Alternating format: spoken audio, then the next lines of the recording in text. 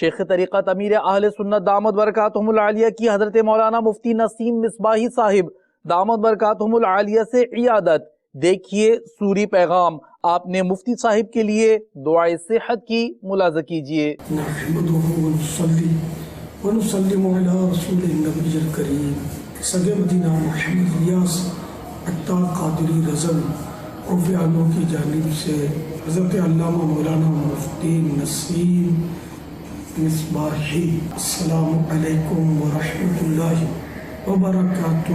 المدینہ العلمیہ کے آصف خان سلمہ نے یہ خبر پہنچائی کہ جناب کی ایک طبیعت ناساز ہو گئی ہے۔ یا اللہ پیارے حبیب صلی اللہ تعالیٰ علیہ وآلہ وسلم کا واسطہ ہمارے مفتی صاحب کو شفا کاملہ عاجلہ نافعہ عطا فرما۔ یا اللہ ان کی بیماری دور کر دے، ان کو بیمار مدینہ بنا دے۔ اے اللہ ان کے علم و عمل میں روز افزوں ترقیاں عطا فرما۔ الہ العالمین ان کے فتاوی میں اور برکت عطا فرما۔ یا اللہ ان کے تفقہ میں برکت عطا فرما۔ الہ العالمین ان کی عقل میں اضافہ فرما۔ یا اللہ ان کے تواضع، ان کے عاجزی، ان کے اخلاص سب میں برکت عطا فرما۔ الہ العالمین ہمارے مفتی صاحب کی بیماری ان کے لیے باعث ترقی درجات ہو، سبب کفارہ سیئات ہو۔ الہ العالمین ان کو صحتوں بھری، راحتوں بھری، عبادتوں بھری، اطاعتوں بھری طویل زندگی عطا فرما۔